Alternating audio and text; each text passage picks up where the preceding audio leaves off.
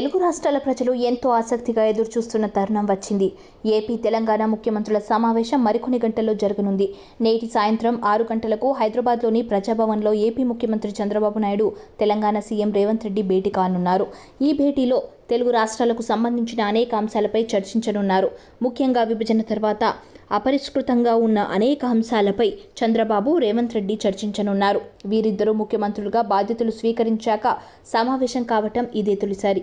మరోవైపు సీఎంల భేటీకి ప్రజాభవన్ను అధికారులు ఏర్పాటు చేశారు. ముఖ్యమంత్రుల సమావేశంలో షెడ్యూల్ 9, షెడ్యూల్ 10లో ఉన్న సంస్థల విభజనపై చర్చ జరుగుతున్నట్లు తెలుస్తోంది. అలాగే విద్యుత్ సంస్థలకు చెల్లించాల్సిన బకాయిలపైన చర్చ జరగనుంది. విద్యుత్ బకాయిలకు సంబంధించి ఏపీ నుంచి తమకు 24,000 కోట్లు రావాలని తెలంగాణ సర్కార్ చెప్తోంది. తెలంగాణ ప్రభుత్వమే తమకు 7,000 కోట్లు ఇవ్వాలని ఏపీ ప్రభుత్వం వాదన. ఈ నేపథ్యంలో ఈ అంశంపైన ప్రధానంగా చర్చ జరిగే అవకాశం ఉంది.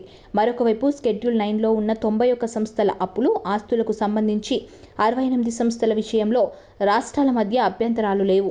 మిగిలిన 23 సంస్థలపైనే చిక్కుముడి నెలకొంది. ఈ 23 సంస్థల ఆస్తులు, అప్పులు, నగదు నిల్వలపై 2 తెలుగు రాష్ట్రాల మధ్య ఏకాభిప్రాయం కుదరడం లేదు. దీనిపైన చర్చించే అవకాశం ఉంది. ఆస్తుల వాటాల పంపిణీతో పాటు గోదావరి, కృష్ణా జలాల అంశం కీలకంగా మారుతుంది. ఇక ఈ సమావేశంలో 2 రాష్ట్రాల సమస్యలపై శాశ్వత పరిష్కారం దిశగా అడుగులు వేస్తున్నారన్న అంచనాలు పెరుగుతున్నాయి. ఆంధ్రప్రదేశ్, తెలంగాణలో భిన్నమైన ప్రభుత్వాలున్నాయి.